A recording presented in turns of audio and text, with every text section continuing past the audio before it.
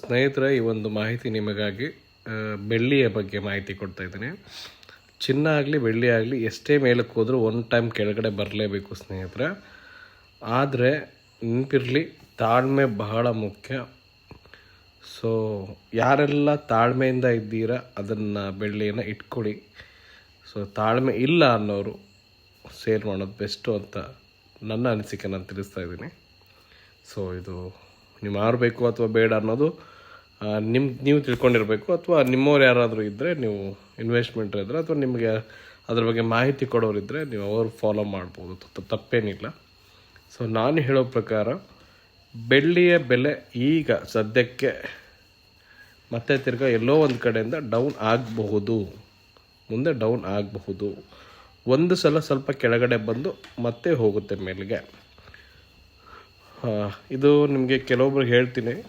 One time ಹೀಗಿತ್ತು, ನಾವು ಕೇಳ್ದಂಗೆ 70,000ಕ್ಕೆ ಚಿನ್ನ ಬೆಳ್ಳಿ ಬಂದು 80,000ಕ್ಕೆ ಬೆಳ್ಳಿ ಬಂದು ಮತ್ತೆ ತಿರ್ಗಾ ಒಂದೇ ಸಲಕ್ಕೆ 35,000ರಿಂದ 40,000ಕ್ಕೆ ಬಂದಿತ್ತು.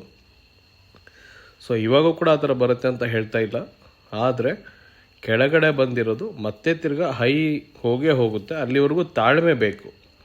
ನನಗೆ ಇವಾಗಲೇ ಮಾರಬೇಕು ಅಥವಾ ನಾಳೆನೇ ಮಾರಬೇಕು ಅನ್ನೋರು ದಯವಿಟ್ಟು ಬೆಳ್ಳಿಯನ್ನು ಖರೀದಿ ಮಾಡಬೇಡಿ.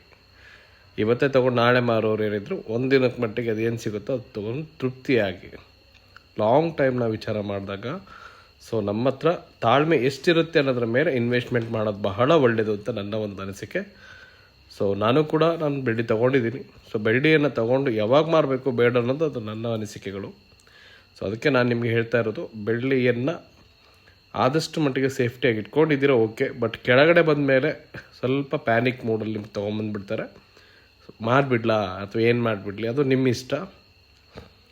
ಯಾವತ್ತೂ ಕೂಡ ಮಾರ್ಕೆಟ್ ಕೆಳಗಡೆ ಬಂದರೆ ಮೇಲೆ ಹೋಗುತ್ತೆ. ಮೇಲೆ ಹೋದರೆ ಒಂದು ಸಲ ಕೆಳಗಡೆ ಬಂದೇ ಬರುತ್ತೆ. ಎಷ್ಟೇ ಇರ್ಬೋದು ಮನುಷ್ಯ, ಒಂದಿನ ಸ್ವಲ್ಪ ಡೌನ್ ಆಗೇ ಆಗ್ತಾರೆ. ಸೊ ಇದೊಂದು ಇನ್ವೆಸ್ಟ್ಮೆಂಟ್ ಪ್ಲ್ಯಾನ್ ನಿಮಗೆ ಇಷ್ಟ ಆಗಿದೆ ಅಂತ ಅನ್ಕೊತೀನಿ. ಇದು ಯಾವುದೇ ಕಾರಣಕ್ಕೂ ನಿಮ್ಮ ಇನ್ವೆಸ್ಟ್ ಮಾಡಿ ಅನ್ನೋ ಒಂದು ವಿಡಿಯೋ ಅಲ್ಲ. ಇನ್ವೆಸ್ಟ್ ಮಾಡೋದು ಬಿಡೋದು ನಿಮ್ಮ ರಿಸ್ಕು. ನಿಮ್ಗೆ ಹೇಗೆ ಅನಿಸುತ್ತೋ ಹಾಗೆ ಮಾಡಿ. ನನಗನ್ಸಿದ್ರೆ ನಾನು ನಿಮ್ಗೆ ತಿಳಿಸಿದ್ದೀನಿ. ಯಾವುದೇ ಇರಲಿ, ಯಾಕೆ ಕೊಬ್ಬಿಸ್ತಾರೆ, ಯಾಕೆ ತಿನ್ನಿಸ್ತಾರೆ ಅಂದರೆ ಅದರಿಂದ ಏನೋ ಮುಂದೆ ಒಂದು ಬೆನಿಫಿಟ್ ಅವ್ರಿಗೆ ಇರುತ್ತೆ ಅನ್ನೋಗೋಸ್ಕರ ತಿನ್ನಿಸ್ತಾರೆ. ಇದು ಕೂಡ ಅದೇ ಥರನೇ.